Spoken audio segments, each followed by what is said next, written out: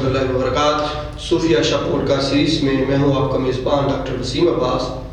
یہ podcast series Media Voices for Peace کے تعاون سے نشر کی جا رہی ہے۔ اس سیریز کا مقصد صوفی ادب کے اندر محبت کے پیغام کو اجاگر کرنا ہے، اور آج کا جو ہمارا عنوان ہے وہ ہے صوفی کرام رحمہم اللہ کا پیغام محبت، مختلف واقعات اور حکایات کے تناظر میں۔ کیونکہ صوفیہ کرام رحمہم اللہ تعالیٰ علیہ کی جو تعلیمات ہیں وہ دو طرح کی ہیں۔ ایک وہ تعلیمات ہیں کہ جو انہوں نے گاہے بگاہے لوگوں کو فرمایا کہ یہ کرو اور وہ نہ کرو، اور دوسری تعلیمات وہ ہیں جو انہوں نے کر کے دکھائی پریکٹیکلی۔ تو خدمت خلق انہوں نے کر کے دکھائی، لوگوں کے ساتھ محبت کا رویہ اپنایا، رواداری کا رویہ اپنایا، انسان دوستی کو اجاگر کیا، اور معاشرے کے اندر نفرت انگیز ماحول کے اندر ایسا کردار ادا کیا پریکٹیکلی کہ جس کی مثال ہمیں جو ہے وہ کہیں دیکھنے کو نہیں ملتی۔ تو اس تناظر کے اندر آج کا ہمارا یہ جو پروگرام ہے صوفیہ کرام کا پیغام محبت، مختلف واقعات اور حکایات کے تناظر میں۔ اور اس موضوع پر بات کرنے کے لیے میں نے جس شخصیت کو دعوت دی ہے، محمد عثمان علی ان کا نام ہے، اور درس نظامی باقاعدہ طور پر مکمل کیا ہے۔ درس نظامی کے بعد انہوں نے ماسٹر کے اندر تصوف کے اوپر جو ہے وہ اپنا تحقیقی مقالہ تحریر کیا، اور پھر ایم فل کے اندر جو ان کا کام تھا وہ بھی قرآن و حدیث میں فساد فی الارض کا تصور تھا، یعنی کہ معاشرے کے اندر فساد کو، انارکی کو، بد امنی کو کیسے ختم کیا جا سکتا ہے قرآن و حدیث کی روشنی کے اندر۔ تو اس پر ان کا کام تھا۔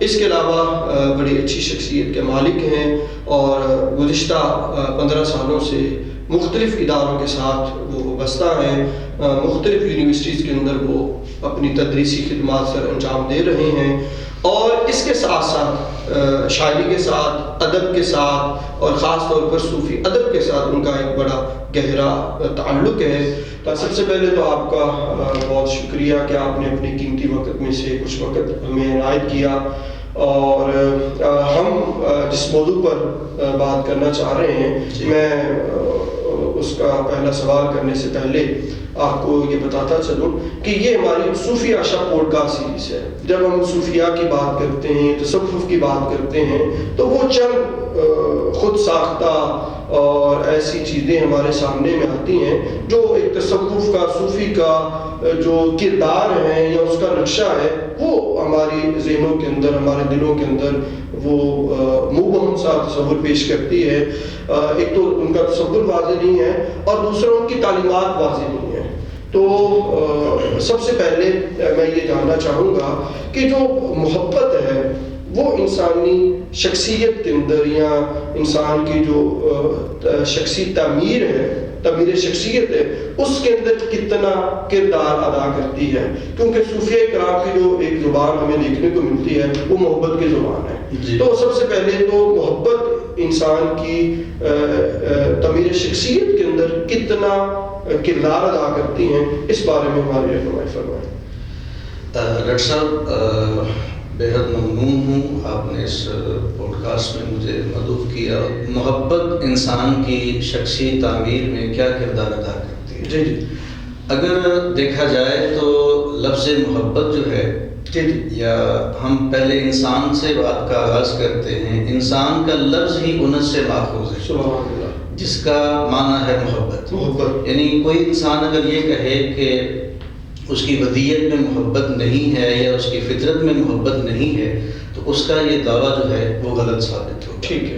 محبت انسانی زندگی کی اساس ہے، محبت کے بغیر انسانی زندگی ناممکن ہے۔ ٹھیک ہے۔ اور یہی وہ بنیاد ہے جس پر انسانوں کا باہمی تعلق ہے۔ اگر میں یہاں اشفاق صاحب کو کوٹ کروں تو انہوں نے بڑا خوبصورت جملہ ارشاد فرمایا ہے۔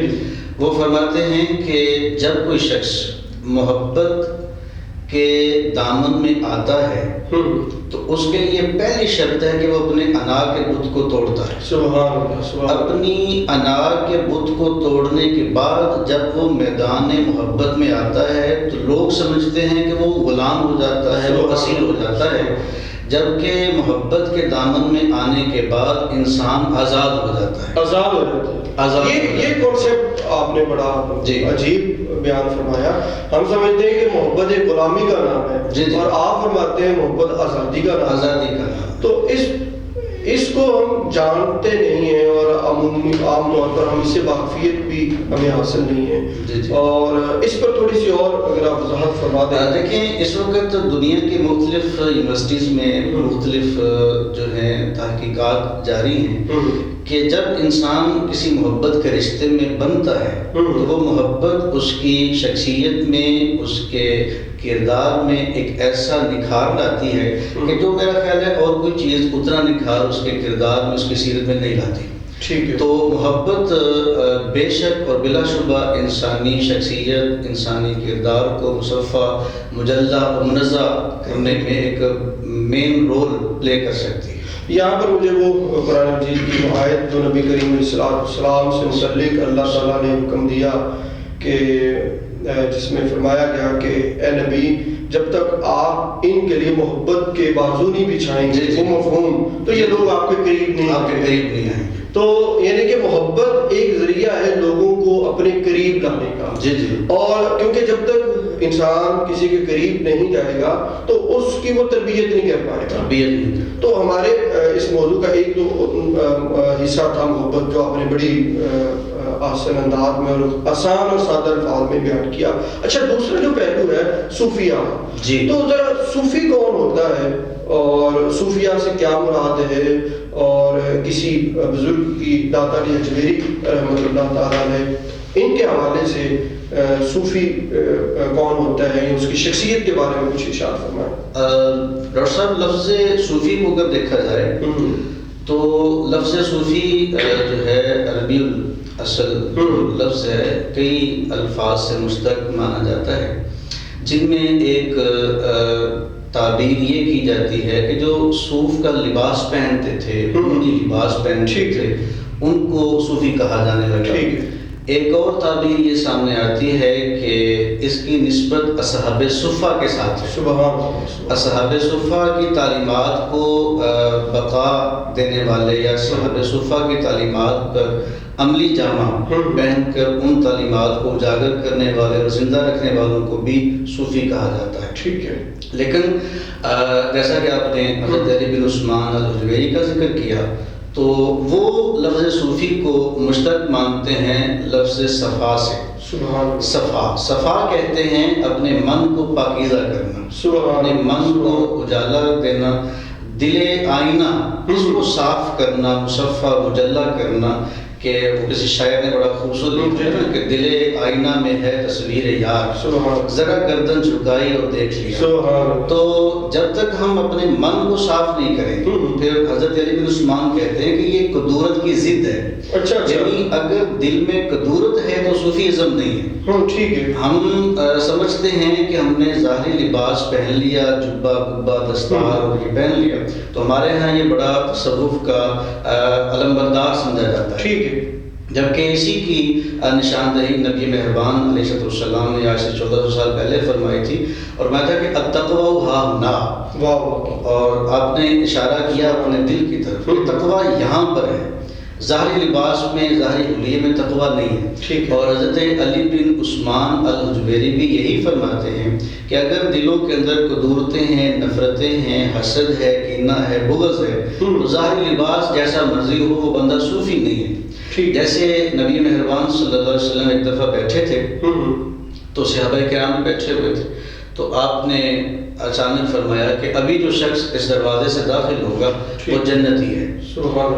اب صحابہ کہنے لگے کہ ہم دل میں خیال کرنے لگے کہ ہم تو یہاں بیٹھے ہیں، چلیں ہمارا کوئی بھائی آ جائے، میرے والد آ جائے، میرا بیٹا آ جائے، اس طرح کے خیالات آنے لگے. اچھا، کہتے ہیں کہ ادھیڑ عمر شخص مسجد میں داخل ہوتا ہے اور حضور سے مصافحہ ہوتا ہے، بات چیت ہوتی ہے، وہ چلے جاتے ہیں. دوسرے دن نبی مہربان نے پھر فرمایا کہ آج جو شخص یہاں سے داخل ہوگا وہ جنتی ہے.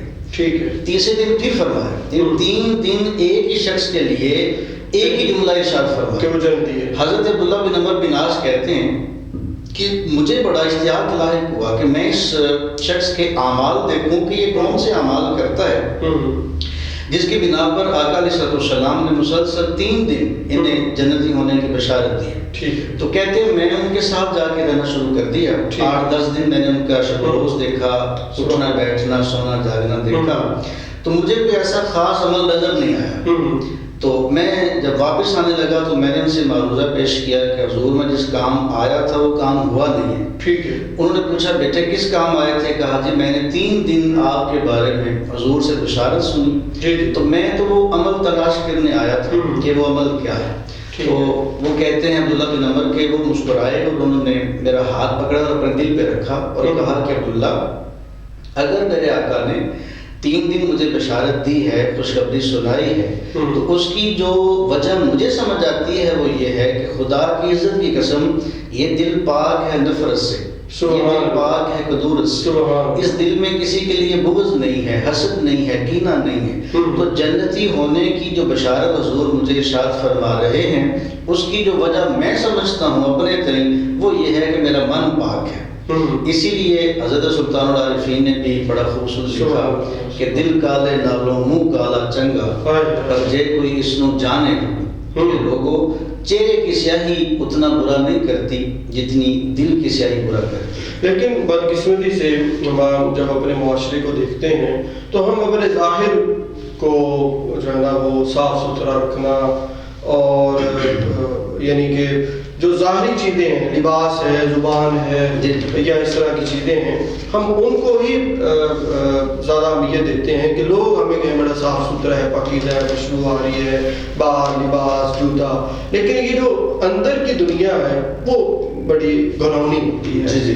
تو میرے خیال میں صوفیہ کرام جیسے آپ نے ڈیفینیشن کی کہ صوفی تو وہ ہوتا ہے جس کے دل کے اندر کدورت نہیں ہے, نفرت نہیں ہے, تو اس کا مطلب ہے کہ صوفی کے دل کے اندر محبت ہوگی, امن ہوگا, رواداری ہوگی, انسان دوستی ہوگی, وہ لوگوں کو اپنے ساتھ جوڑ کر اپنے خالق اور مالک کی بارگاہ میں حاضر ہوگا. جی بالکل.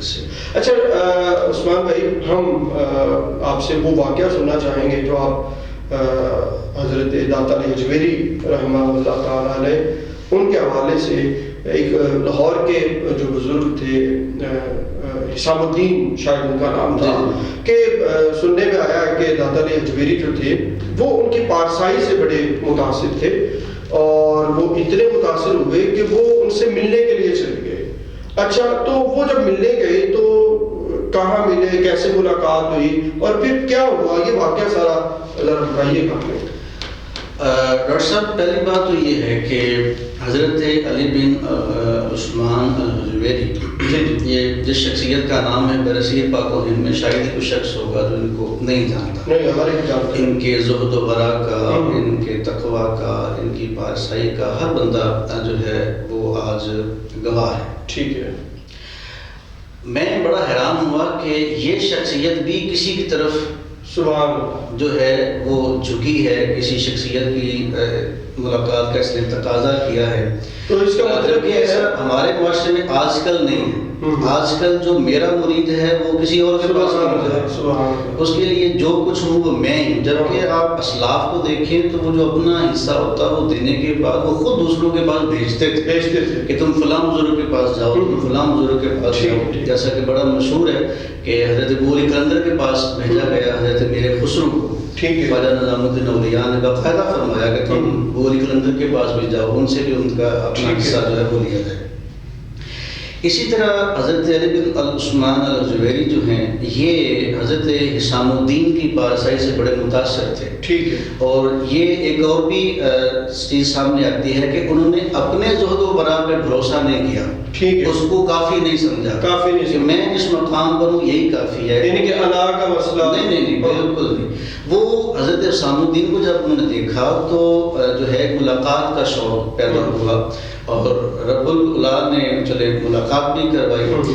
تو مختصراً یہ کہ انہوں نے پہلا سوال جو کیا حضرت اسام الدین سے وہ یہ ہے کہ آپ مجھے کوئی نصیحت کریں، ٹھیک ہے، آپ مجھے کوئی تلقین کریں. ٹھیک ہے. تو حضرت اسام الدین نے جو پہلی تلقین یا پہلی نصیحت کے طور پر گفتگو فرمائی وہ یہ ہے کہ علی بن عثمان تم لوگوں کی دل جوئی کیا کرو، سبحان اللہ، تم لوگوں کے ساتھ ایسی گفتگو کرو کہ تمہاری گفتگو کی وجہ سے وہ اپنا غم بھول جائیں، سبحان وہ اپنی پریشانی بھول جائیں. یعنی آپ نے کہا کہ تم لوگوں کی خدمت میں لگے رہو.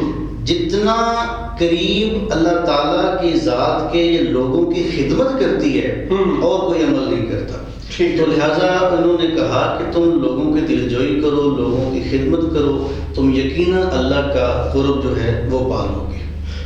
ٹھیک ہے جی. اچھا عثمان بھائی، یہ بڑی اہم بات اس واقعہ سے ہمیں دیکھنے کو ملتی ہے کہ دو چیزیں جی کہ داتا علی اجمیری کو یہ حکم فرمایا گیا کہ اگر تم اللہ کا قرب حاصل کرنا چاہتے ہو تو لوگوں کی دلجوئی کرو، اور دوسرا لوگوں کی خدمت کرو. اور آج ہوتا کیا ہے کہ ہم اپنے معاشرے کے اندر دیکھتے ہیں اور لوگوں کو دیکھتے ہیں کہ جو نام نہاد صوفی بنے ہوئے ہیں وہ لوگوں کی دلجوئی کی طرف تو آتے نہیں ہیں، وہ لوگوں کو برگلاتے ہیں اور اس طرح سے اپنے پاس اور شکنجے کے اندر جکڑ لیتے ہیں. وہ کہتے ہیں کہ میرے علاوہ تو کوئی دوسرا ہے ہی نہیں. اور جیسا کہ آپ نے مثالیں بھی دیں کہ بہت سارے اولیاء جو تھے، صوفیاء جو تھے، وہ اپنے علاوہ دوسرے لوگوں کی طرف لے کر جاتے تھے. یعنی کہ ان کے اندر آنا کا مسئلہ نہیں تھا، ان کے اندر لوگوں کو تقسیم کرنے کا مسئلہ نہیں تھا، لوگوں کو جوڑنے کا. یعنی کہ وہ عرفان حاصل کرنا انہوں نے وہ ان سے بھی کر سکتے ہیں، ان سے بھی کر سکتے ہیں، ان سے بھی کر سکتے ہیں. اور یہ جو رویہ یا ایک پریکٹیکلی اپروچ ہے صوفیاء کی جو ہمیں اپنے اسلاف کے اندر دیکھنے کو ملتی ہے، تو میرے خیال میں یہی معاشرے کے اندر لوگوں کو باہم جوڑنے کا، لوگوں کے اندر ہمدردی، اخوت، بھائی چارے کو فروغ دینے کا سبب بنے. بالکل ایسے ہی. اچھا عثمان بھائی، بڑی اچھی آپ نے گفتگو فرمائی، اور جو داتا علی اجمیری رحمۃ اللہ تعالیٰ علیہ کا جو واقعہ آپ نے ذکر کیا، اس میں جو بات دوسروں کی دلجوئی کرنے کا، تو اس سے پتہ چلتا ہے کہ جتنے بھی صوفیاء تھے ان کے علاوہ بھی، وہ عموماً لوگوں کی دلجوئی کرنا، ان کی خیر خواہی کرنے کی طرف ہی خود بھی مائل تھے اور دوسروں کو بھی تعلیم دیتے تھے. لیکن کیا وجہ ہے کہ آج کل ہمارے اندر یہ چیز موجود نہیں ہے کہ ہمارے اندر کوئی اگر غم زدہ انسان آ جاتا ہے یا تکلیف میں مبتلا ہوتا ہے تو ہمارا بس یہی ہے کہ ہم لوٹ لیں اس کو، یا اس سے جتنا ہم نے اپنا فائدہ نکال سکتے ہیں تو نکال لیں. دل جوئی کرنے کی بجائے، داد رس بننے کی بجائے ہم اس کو اپنے شکنجے کے اندر لے آتے ہیں. تو یعنی کہ وہ مشکل میں پہلے ہی ہے، لیکن اس کے باوجود ہمیں اپنی پڑی ہوئی ہے، اس کی نہیں پڑی ہوئی. اس کی وجہ کیا ہے؟ ڈاکٹر صاحب، یہ جو انسان ہے یہ دو چیزوں کا مرکب ہے، جسم اور روح. ٹھیک ہے. بدقسمتی سے آج جو دور گزر رہا ہے اس میں مادیت پرستی زیادہ ہے. ٹھیک ہے. انسان مادہ پرست ہوتا چلا جا رہا ہے with the passage of time. ٹھیک ہے. اگر میں آپ کے سوال کو تھوڑا سا اور ایکسپلین کروں اور اس میں لفظ اصلاح لے کر آؤں، ہر انسان آج اپنی اصلاح کی بجائے دوسروں کی اصلاح کی فکر میں ہے. یہ بالکل واقعہ ہے، اور وہ یہی سمجھتا ہے کہ مجھے اصلاح کی ضرورت نہیں ہے، تمہیں اصلاح کی ضرورت ہے. یعنی کہ میں ٹھیک نہیں ہونا چاہتا، میں تمہیں ٹھیک کرنا چاہتا ہوں.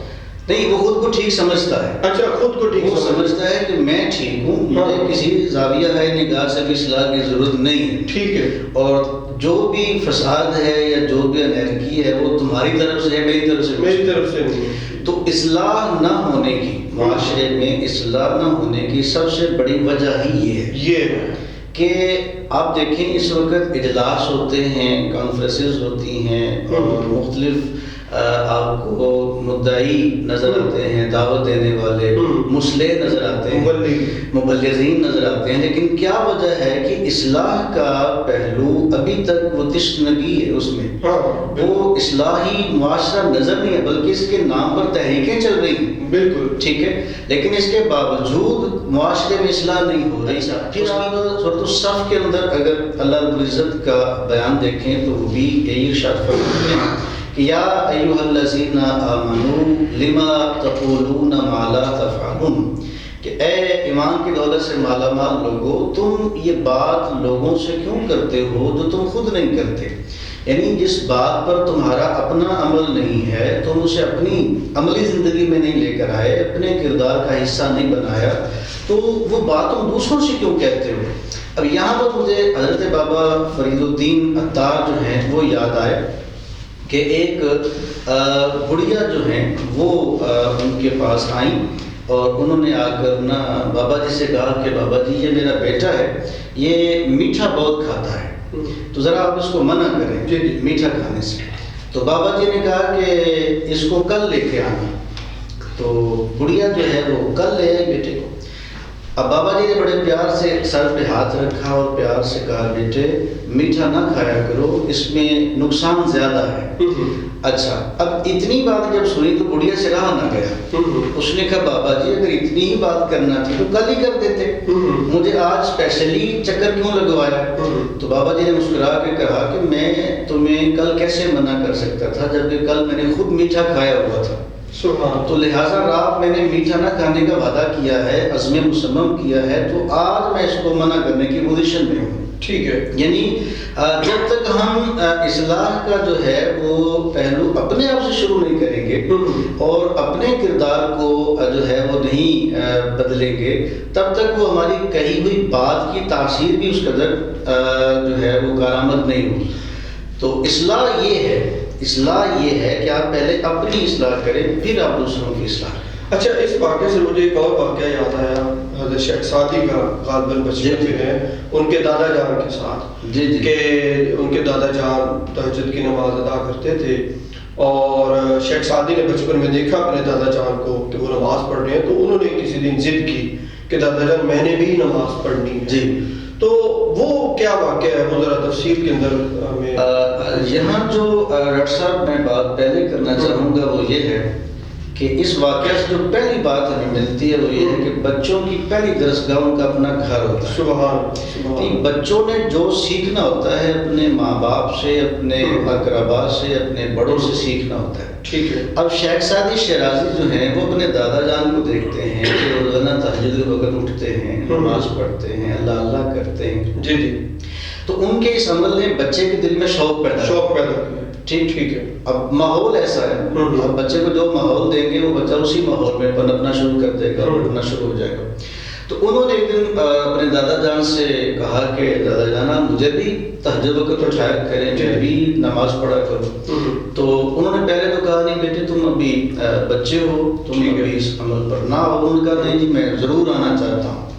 تو خیر ان کے دادا جی نے شیخ سعدی شیرازی کو ایک دن اٹھایا، تو اب اٹھتے ہوئے انہوں نے جب وضو کے لیے گئے تو شیخ سعدی کہتے ہیں کہ میں وضو کر رہا تھا تو میرے دل میں نا ایک بڑا تکبرانہ سا جو ہے فیلنگز اور بڑی رونا جو ہے وہ فیلنگز آنے لگی، تو وضو کر کے چل دیے۔ تو میں نے دادا جی سے کہا کہ دادا جی یہ جو لوگ سو رہے ہیں یہ کس قدر غافل ہیں اللہ کی یاد سے اور اللہ کے ذکر سے، اور ہم دیکھیں کہ اللہ کا ذکر کرنے جا رہے ہیں، اسے یاد کرنے جا رہے ہیں، اس کی عبادت کرنے جا رہے ہیں۔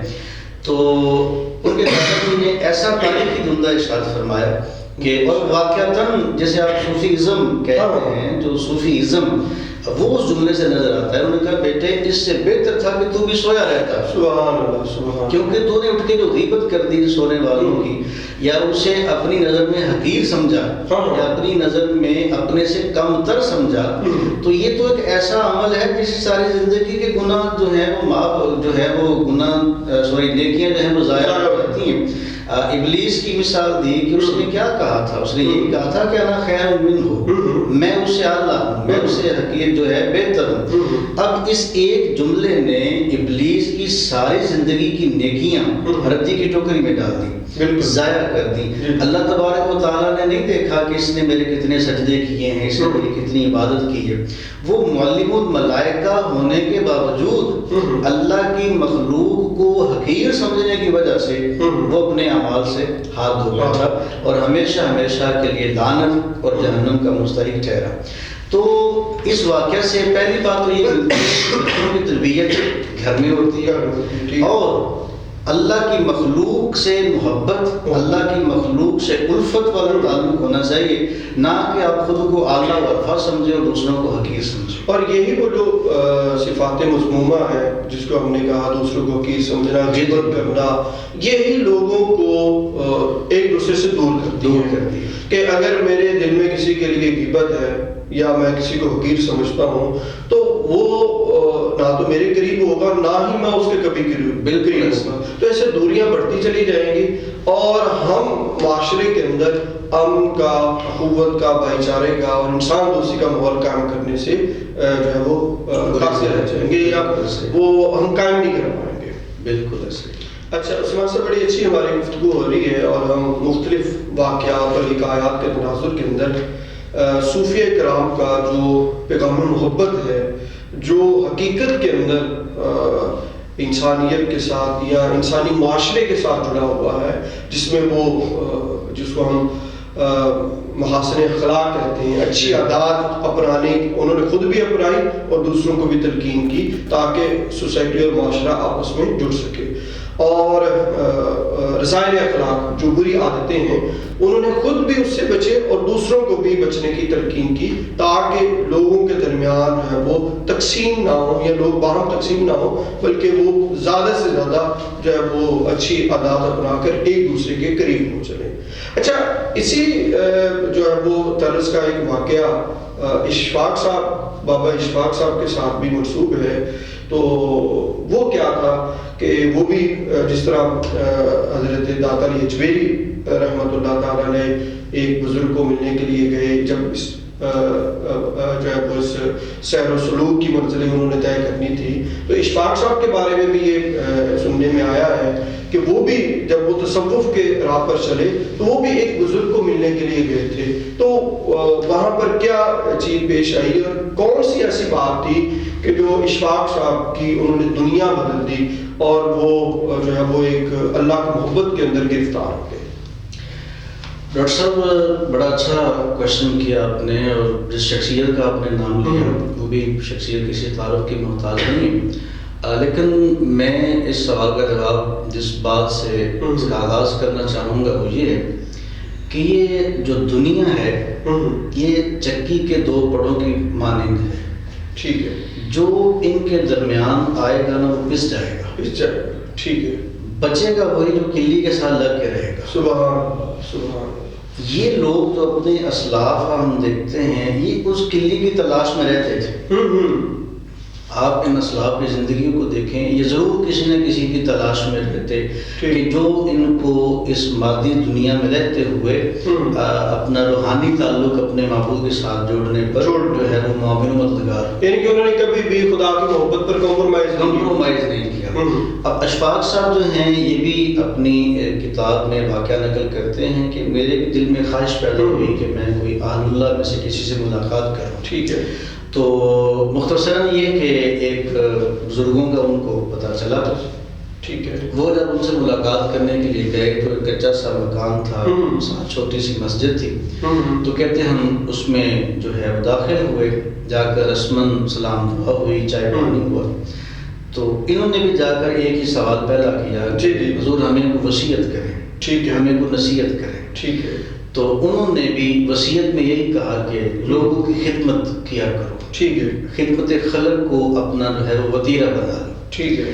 کہتے ہیں گفتگو جب تھوڑی سی طوالت پکڑ گئی تو کھانے کا وقت ہو گیا، ٹھیک ہے۔ اشفاق احمد کہتے ہیں کہ انہوں نے خود ایک برتن لیا، اس میں سالن جو ہے مجھے ڈال کر دیا، میرے ساتھ میرے دوست تھے انہیں بھی ڈال کر دیا، ٹھیک ہے۔ اب ہم کھانا کھانا شروع ہوئے تو اتنے مکھیوں نے آ کر ہمیں تنگ کرنا شروع کر دیا۔ وہ عام طور پر ہوتا ہے کھلی فضا کے اندر جب کھانا کھا رہے ہو، ہاں، تو وہ پھر تنگ کر رہی۔ تو اب وہ جو بزرگ تھے کہتے ہیں میں دیکھ کے مجسمہ میں حیرت بن گیا کہ وہ اٹھے اور ایک پنکھی لی اور ہم سے وہ مکھیاں اڑانے لگے۔ سبحان اللہ۔ اچھا، اب ہم نے تو ادباً کہا کہ حضور نہیں آپ رہنے دیں، نہیں، انہوں نے کہا نہیں میں یہی کروں گا، ٹھیک ہے۔ اچھا، ابھی تھوڑا ہی وقت ہوا تھا کہ باہر سے مسجد، جو چھوٹی سی مسجد ہم نے دیکھی تھی، وہاں سے اذان کی آواز آ گئی۔ اچھا، تو ہم نے اب معروضہ پیش کیا کہ حضور آپ نماز پڑھیں، ہم کھانا ختم کر کے ہم بھی آ جاتے ہیں، لیکن وہ بضد تھے انہوں نے کہا کہ نہیں آپ کھانا کھائیں تو ہم اکٹھے ہی چلیں گے.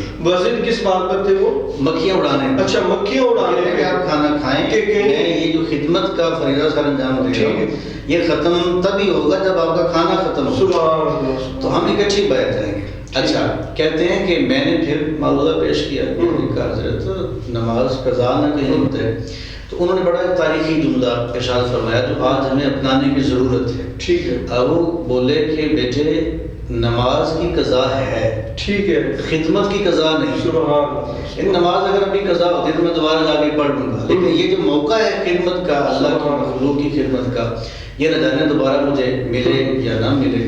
تو لہذا یہ وہ واقعہ تھا جس کے بعد اشفاق صاحب کے جو ہیں, آپ کوئی بھی پروگرام دیکھ لیں, پروگرام کے اینڈ پر جو وہ جملہ ارشاد فرماتے ہیں کہ اللہ تعالیٰ آپ کو آسانیاں عطا کرے اور آسانیاں تقسیم کرنے کی توفیق دے.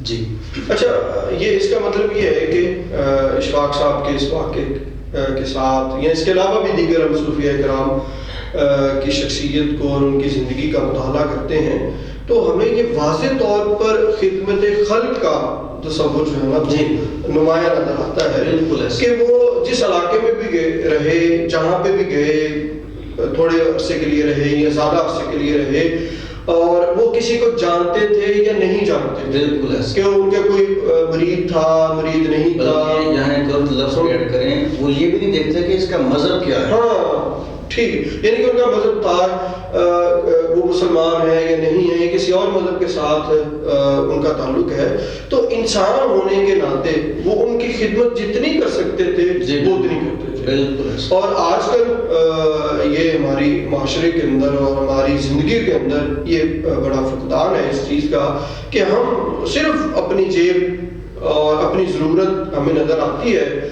اور دوسروں کی ضرورت اور دوسروں کی جیب خالی ہمیں نظر نہیں آتی.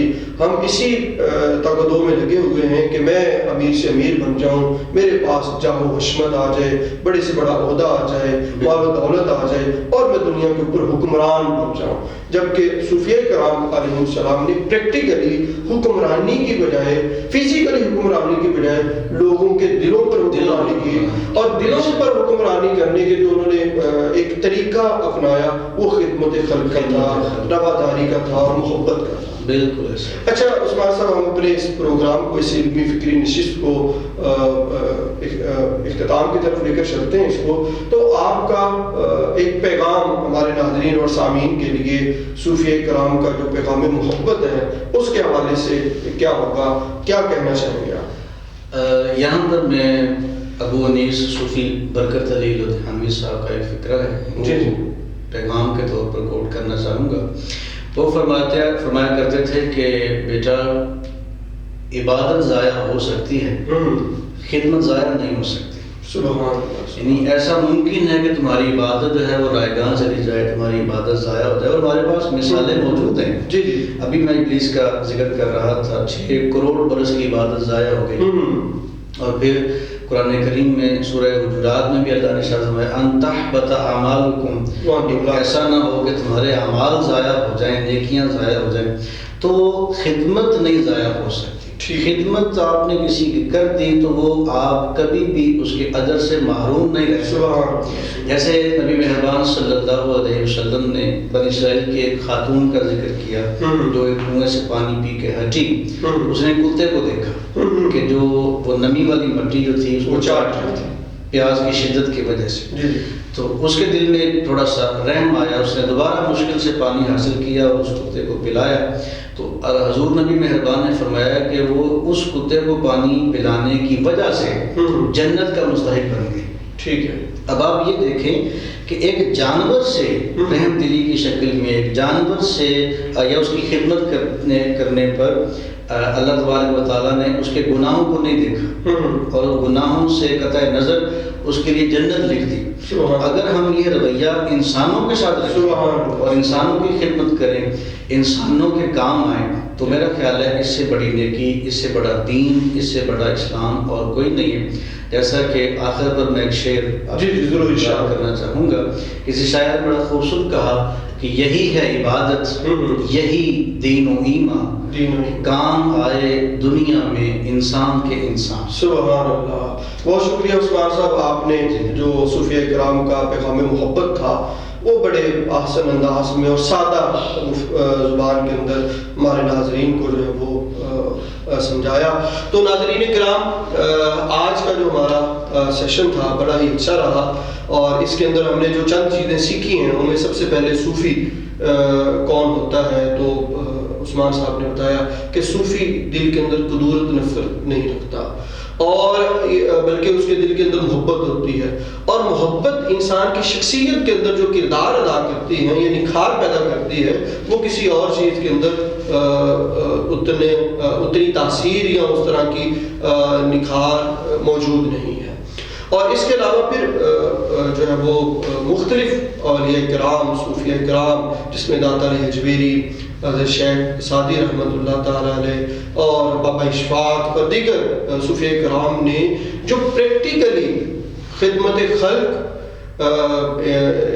رواداری کا، محبت کا، بھائی چارے کا، اخوت کا درس دیا، اور جو بری عادات ہیں جس کو ہم رسائل اخلاق کہتے ہیں، غیبت کرنے کو، جھوٹ بولنے کو، دوسرے کو حقیر جاننے کو، اور ان جیسی دیگر جو چیزیں ہیں، حسد، بغض، کینہ، اناد، اس سے خود بھی دور رہے اور دوسروں کو بھی جو ہے وہ دور رہنے کی جو ہے وہ تلقین کی، کیونکہ یہی وہ صفات ہیں. بری صفات اگر ہمارے اندر آ جائیں گی تو ہم لوگوں سے دور ہو جائیں گے، اور اگر ہمارے اندر اچھی صفات آ جائیں گی، پریکٹیکلی ہماری لائف کا حصہ بن جائیں گی، تو ہم دنیا میں ایک اچھا معاشرہ تشکیل دینے میں کامیاب ہو سکیں گے، لوگوں کے دلوں کے اندر اپنی محبت جو ہے وہ قائم کرنے میں کامیاب ہو سکیں گے. تو اس کے ساتھ ہی مجھے اجازت دیجیے. اللہ نے